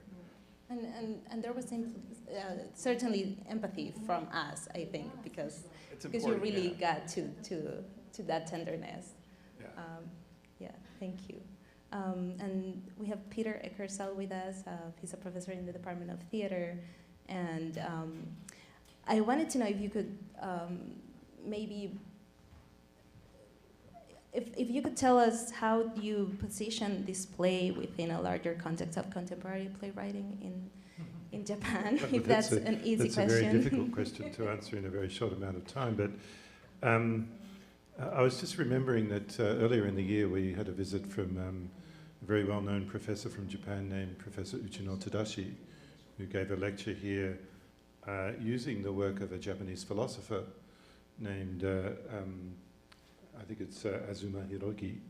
And his lecture was on the philosophy of the tourist and the idea of course, Japanese people are famous for being tourists, but also colonialism is a kind of tourism in a certain kind of maniacal kind of obsessional, fascistic kind of way. And he talked about your play, actually, in this lecture quite a lot. And so I was remembering the lecture and talking about this perspective and listening to the play. Because the play is also a kind of tourism of singular totalitarian characters, and there's a lot of reference, or possible references, not just to kind of living fuckwits, but to historical figures, or literary figures. You know, I was thinking of Ubu, for example, as an obvious one. But also, at a certain point, I started thinking about not a totalitarian figure, but the character of Krapp in Krapp's last tape, because there's this sort of kind of Beckettian sort of obsession or loss in the past, and this blurring of fictional realities and historical realities, and so there's a kind of tourism through certain frameworks or kind of narratives within theatre, and of course there's a mixture of real characters and events, and I presume Townsend Harris, the first American consul general to Japan after the opening up of quote unquote opening up of Japan to the West in the Meiji Restoration. And so there's various other historical references that were really resonating for me. And I was also thinking a little bit about Okinawa and the status that Okinawa has in the Japanese landscape, and the fact that used to be a kingdom. And so there were many references. So I know I'm not answering your question, but I am, to the extent that it's rare that you have a Japanese play that is so I guess, interested in this kind of rich intertextuality that is not just, there's a lot of Japanese intertextuality in other plays. My dear friend Kawamura Takeshi has intertextuality in that he always references popular culture, but it's rare for somebody to reference a whole kind of history of theatre, I think, in subtle ways. So, yeah. Thank you. So before we open to the public, just one last question, because Sarah, I know that you directed another one of Yudai's play, Aviación 51, sorry. 51. Yeah, exactly, yes. For the Pen Voices Festival here a couple of years back. So if you could just tell us a little bit about that experience and just working together again. I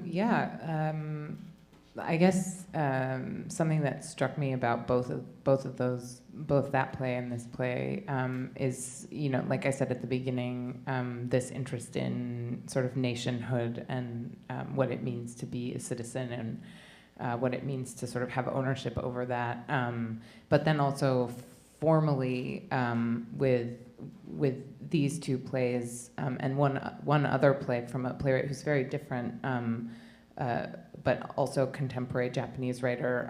Just this willingness to embrace the use of a lot of text, a mountain of text, and really trusting the audience to be able to kind of hang on to the threads that are being put forth and follow them, which I just have found really thrilling, and is something that I think sometimes with contemporary American writing, I feel like there's less of a trust in the audience to kind of be able to track a very complex, dense, and discursive piece of writing. So that has been thrilling. I mean, there were some shared themes between this play and Aviación San Borja, but yeah, I sort of talked about those already. Yeah. Thank you. Thank you so much. So we're going to open it to the audience. If anybody has questions, right there, yeah. Please speak to the mic. Sure. Were there references to Japanese legends or mythologies? And the second question is regarding not using the pronouns and at the end revealing who the character is. In the play we heard just now, was that at the very end the bit where I am, and Tony's out in the middle of the floor and reciting the different things he is? Was that the part in the play where in Japanese it's revealed who the character is? Does that make sense? Yes, thank you.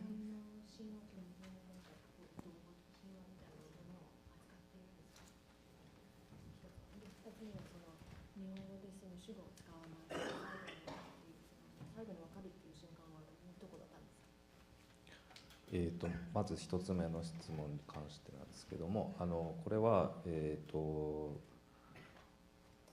第二次世界大戦前に日本で流行していた漫画がモチーフになっています。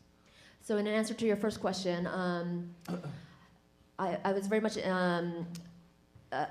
influenced by a manga, a comic book that was very popular in Japan before World War II. でその漫画ではその子供が日本人の子供がこう釣りをしてたら寝てしまって気づいたら南の島にたどり着いていて、でそこでこう実際に番号を振ってこう原住民にでその大日本帝国の素晴らしい文明を教えるっていうので大流行した漫画です。So it's a super popular manga series about a young boy who goes out fishing in a boat, falls asleep, and drifts and lands in some island in the south, and there shares what he knows of the brilliance and abundance of Japanese civilization to the savage natives of the island and numbers them and so on and so forth. あともう一つはそのモデルになったと噂されて、実際違うんですけどっていう人の関連で小笠原諸島っていうところに行って、でそこでの取材体験だとか、その例えば毒ガエルのこととかは実際小笠原ではこうちょっと問題になってたりとか、あとその言語が切り替わるとかっていう歴史があったりとかっていうのをこう使って、いえそれはもう実際のその小笠原諸島のAnd another thing was I was very much influenced by, there's an island called Ogasawara, and it has a very a troubled or a very tumultuous history in terms of language and also the thing about the poisonous frogs invading and overtaking the island that was actually took place there. So I was pulling from stories like that as well. なのでその漫画と取材島での取材とあとはなんかその戦争前の日本がこう南の方にこう進出した時のエピソードがいろいろあって、そういうのをこう集めてっていうので作った。So there was the manga and also my research on Ogasawara Island, and also just a lot of the episodes and stories that remain from the pre-World War II Japanese empire trying to extend its colonial reach towards the southern islands that I was picking up from. でもなんかその結構戦争前の状況っていうこととその今の世界情勢っていうのがなんかこう被るところもあるかなと思って、そういうところを一度こうその差別的な表現にはなるんですけど、そういうところをこう構造として使うっていうことが必要かなと思ってこういうことになりました。I just, even though all of these influences that I just talked about were from pre-World War II, I felt like there's actually a lot of resonance to what's happening in the world right now. So it was an effort on my part to kind of reflect back to that part of history, and although it might feel somewhat biased, or there's a lot of prejudice ingrained in those stories, but feeling the need to revisit them. 2つ目の質問に関しては、本当に、途中でそのプレートが動くっていうので、なんとなく分かるようにはなってるんですけど、鳥が黄色い鳥が死んで、彼がライバルだったとか、彼がこそが天使だったみたいなことを認めるときに分かるっていうようにしてました。And in answer to your second question, it's when the protagonist first mentions the tectonic plate, maybe if it had been a larger tectonic plate, that's a hint of it. But after the bird dies, and he talks about the bird as my greatest rival, and that the bird was actually the angel, that is where in the Japanese text it becomes really clear. We have an online question from Vince Hancock in Kansas. So we have lots of people watching and actually sending us questions. So Vince is asking, what keeps the character from being just a bully, just a pure bully? What keeps it from just being a bully?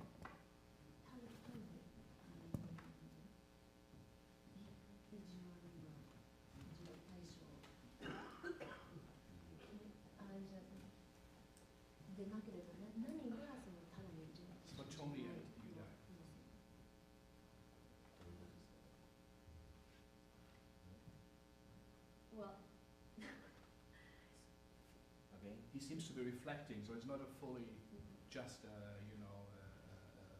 bully or someone who is only. I think it's something about the way in which these figures can also have a certain kind of charming.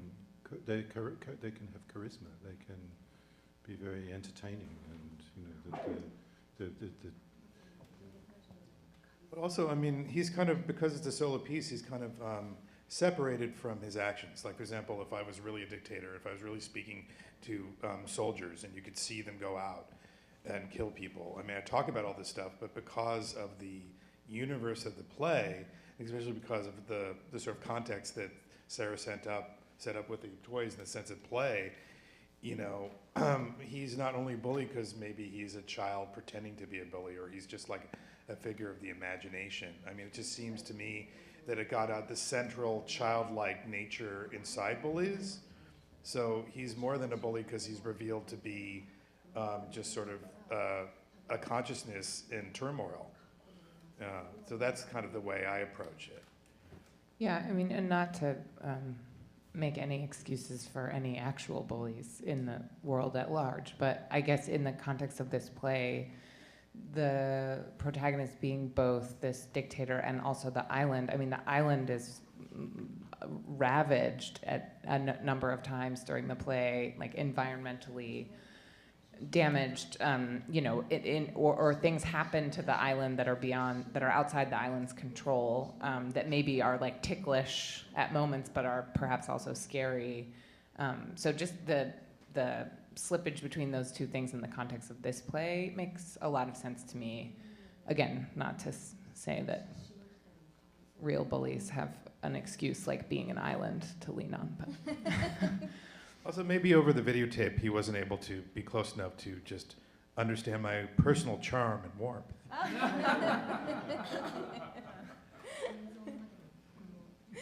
Thank you. Okay, so we are almost out of time, so we can only take one more question.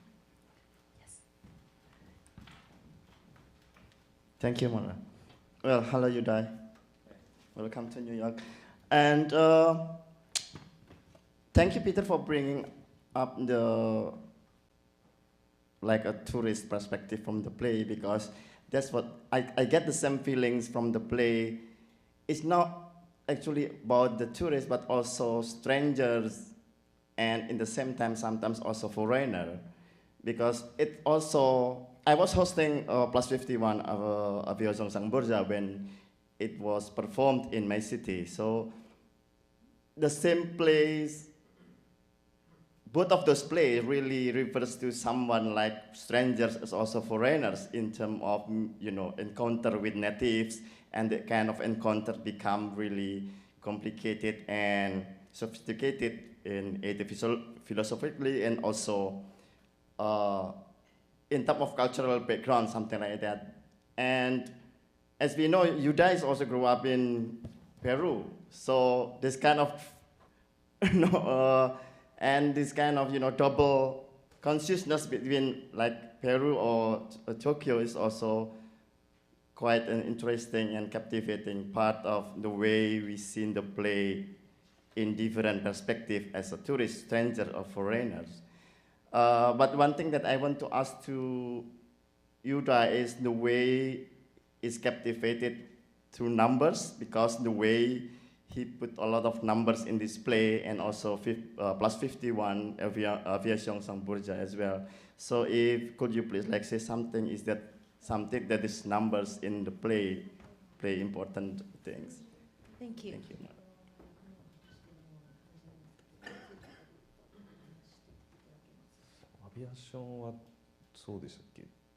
Was that true in San Borja? Plus 51. In the title? That's of your grandma in Peru, right? これはそうですね、その倍掛けでやって、最初ゆっくり始まるっていうので、こう時間の流れっていうか、こうと変化の速度っていうのがこう対応するようなイメージで、最初はまあ数が少ないけど、どんどんこう加速していくっていうのが、まあ歴史もそうだなと思うので、まあそういう意味合いを込めて倍掛けにしました。So for this particular piece, yes, numbers did have quite a significance in terms of the way the play builds upon itself. At first, the numbers start small in single digits, and they grow in smaller increments. But as the play goes on, they begin to jump quite far, and we get into 4-digit numbers. And so I feel like that's the way I wanted to show the span of time and the span of change, but I also feel like the increasing velocity of the numbers and the way they grow and jump is also reflective of how we perceive history as well. まあなのでなんていうかこう後半に向かってだんだんこうなんていうか落ち着かない感じになっていけばいいかなと思って作りました。で、まあそれが最終的にもうなんていうかこう限界に来ちゃってもうなんかわけわかんなくなるっていうかむちゃくちゃになっちゃうみたいなイメージですかね。So the intention is for as we approach the end of the play that it goes out, gets out of control, and kind of heads into a chaotic kind of into a kind of chaos, and everything falling apart. なのでなんていうか僕はこの戯曲を通してなんていうかあまりすごく希望的なことが全然発見できないまま終わったっていうか、もうこれでこの戯曲は終わりですっていう風になってしまいました。So for me, in writing this play, I went through the process from the beginning to the end without being able to find much hope in the piece, and I finished it. Well, thank you so much, everyone, for coming out. Thank you so much for the performance. And I just wanted to say one more thing, which is to credit to the two voiceover actors, Sybil Kempson and Josefine Scaro, who we just didn't get a chance to put them in the program, but yeah, Townsend and the other one, whose name I'm forgetting. oh, yeah, that's right, the translator. Number, one of the numbers. 2048. No. Yeah, 4028. Townsend and Sam. thank you again. Thank you so much.